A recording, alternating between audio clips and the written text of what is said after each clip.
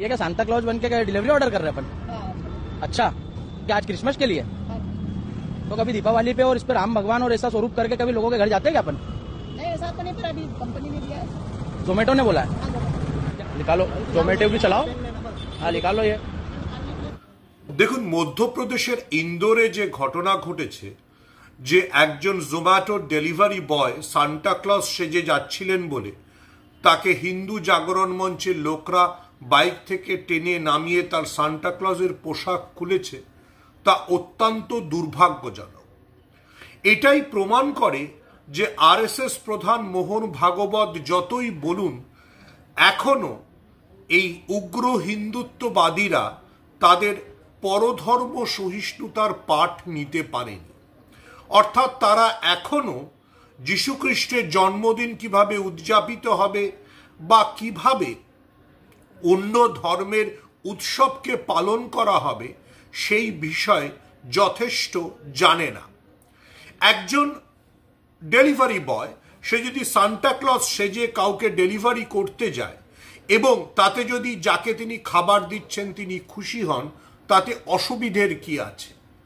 কিন্তু বিজেপি শাসিত রাজ্যগুলো যেমন মধ্যপ্রদেশ, সেখানে আমরা দেখছি যে এখনো এই ধরনের অসহিষ্ণুতার ঘটনা ঘটছে।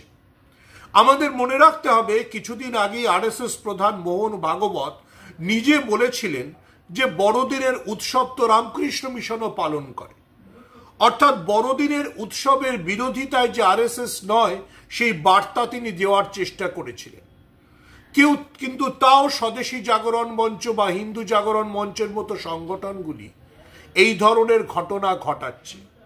মধ্যপ্রদেশের ইন্দোরে যা ঘটেছে, একজন জোম্যাটো ডেলিভারি বয়কে তার বাইক থেকে নামিয়ে তার সান্টা ক্লজের পোশাক খুলতে বাধ্য করা হয়েছে।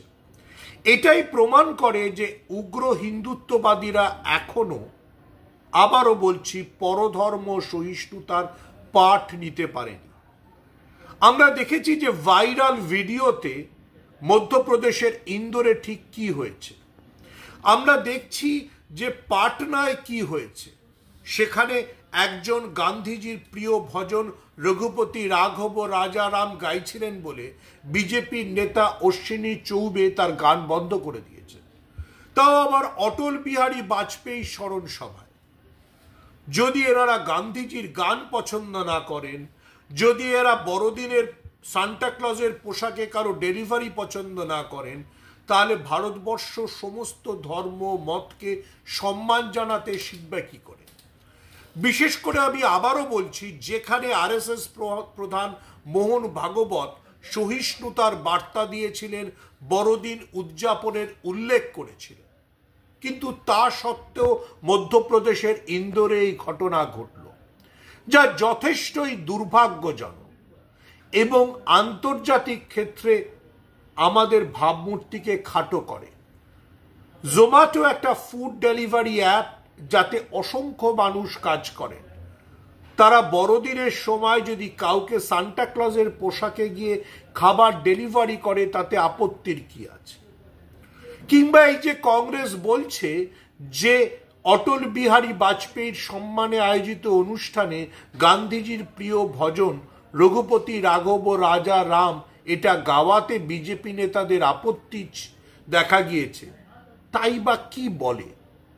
আবারও বলছি, উগ্র হিন্দুত্ববাদীদের এই সব আচরণ আমাদের মাথা হিট করে দেয়। ভারতবর্ষ সব ধর্মের, সব মতের, ভারতবর্ষ একটা বহুমাত্রিক বহু ধর্মের সমাজ, এটা একটা প্লুরালিস্ট সোসাইটি।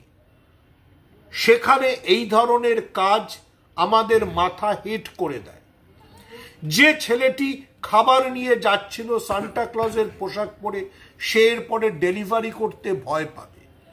যে গায়িকা রঘুপতি রাঘব রাজারাম গাইছিলেন, তাও আবার গান্ধীজির প্রিয় ভজন, তিনি এরপরে এই ভজন গাইতে ভয় পাবেন।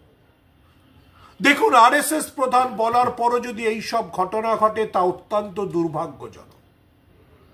বিজেপিকেই সিদ্ধান্ত নিতে হবে তারা কোন পথে হাঁটবে। তারা গডসের পথে হাঁটবে না তারা গান্ধীর পথে হাঁটবে? তারা কতটা পরধর্ম সহিষ্ণু হয়ে উঠবে? এইটা বিজেপিকেই ঠিক করতে হবে। এইটা উগ্র হিন্দুত্ববাদীদের এইসব আচরণকে দমনের দায়িত্ব দেশের সরকারের। আবারও বলছি, ইন্দোরের ঘটনা বা পাটনার ঘটনা লজ্জাজনক, খুবই দুর্ভাগ্যজনক। এটা বিজেপি বা উগ্র হিন্দুত্ববাদীদের সিদ্ধান্ত নিতে হবে তারা কিভাবে এই সব ঘটনা থেকে বেরিয়ে আসবে।